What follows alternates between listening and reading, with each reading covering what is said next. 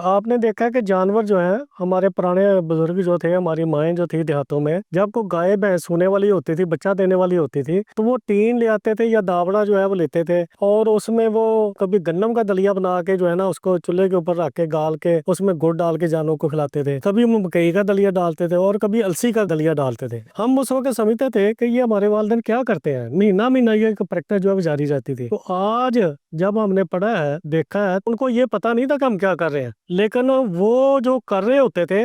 वो 80% से लेकर 90% अपने जानों को बीमारियों से बचा रहे होते थे। क्योंकि जब जानवर जो है वो 20 दिन सोने से पहले 20 दिन बाद में ये 40 दिन का वक्फा या पीरियड वो होता है जिसमें 80 से 90% बीमारियां जानवर को होती हैं। तो वो ये बीमारियां होती क्यों हैं? क्योंकि जानवर जो है जब उसके पेट में बच्चा होता है तो बच्चेदानी का रहम का साइज जो है बढ़ता जाता है और जो मैदे का साइज है वो आहिस्ता आहिस्ता कम हो जाता है और बिल्कुल कम होके तो जानवर खुराक खाना कम कर देता है। तो ये वो वक्त है जिसमें हम उसको सब्ज चारा जो है वो कम कर दें, तूड़ी कम कर दें और उसको वंडा दें जिसमें तवानाई वाली चीजें ज्यादा हो, यानी वो 2 4 5 किलो भी खा ले तो उससे उसकी तवानाई की जरूरत जिस्म की पूरी हो जाए, ताकि उसमें नेगेटिव एनर्जी बैलेंस ना हो। नेगेटिव एनर्जी बैलेंस का ये मतलब होता है कि जानवर को तवानाई ज्यादा चाहिए और बाहर से कम मिल रही है क्योंकि उसने खाना कम कर दिया, तो ज़ाहिर उसकी तवानाई कम होगी। तो फिर वो क्या होता है, अंदर से अपनी जिस्म की चर्बी को पिघलाना शुरू कर देता है, जिससे फिर मुख्तलिफ बीमारियां जन्म लेती हैं। यही वो पीरियड है जिसमें 80 से 90% बीमारियां फैलती हैं, जिसमें हाइपोकैल्सीमिया जिसको सूतक का बुखार कहते हैं या दूध का बुखार भी लोग कहते हैं, ये भी इसी वजह से होता है कि नेगेटिव एनर्जी बैलेंस होता है, यानी जानवर को जितनी तवानाई चाहिए उतनी मिल नहीं रही और हम उसको दे रहे हैं। आजकल वो दलिए वाला रिवाज भी नहीं है, ठीक है जी। दूसरी बात है कि उसमें कीटोसिस एक बीमारी जो है ना वो हो जाती है। तीसरी जो है,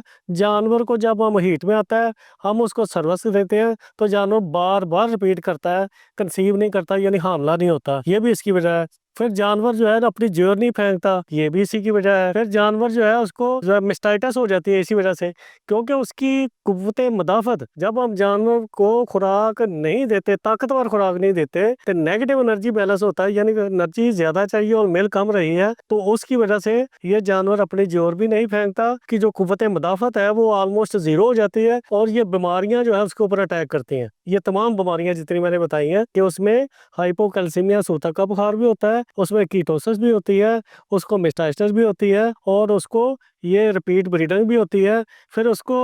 ये एबोमेजल जो मैदे का चौथा हिस्सा है ये भी अपनी जगह से दूसरी जगह पे चले जाता है, जिसको एबोमेजल डिस्प्लेसमेंट कहते हैं, ये भी बीमारी उसको होती है। तो लिहाजा मैं पैगाम ये देना चाहता हूँ कि जो पुराना हमारा रिवाज है ना दलिए वाला, जब भी जानवर 15-20 दिन पहले लेता हो तो आप दलिया उसको अलसी का गुड़ डाल के बीच में सोडियम बाइकार्बोनेट डाल के आप उसको जरूर खिलाएं, ताकि ये बीमारियों से बचा जा सके। और इसको कहते हैं गेट वे ऑफ डिजीज, यानी ये वो वक्त है जिसमें 80 से 90% डिजीज बीमारियां अटैक करती हैं, या इसीलिए इसको कहते हैं गेट वे ऑफ डिजीज। तो आप इससे बचने की कोशिश करें, सिर्फ इतना अमल करके कि उसको ये दलिया डालें, गुड़ डालें और सोडियम बाइकार्बोनेट डालें।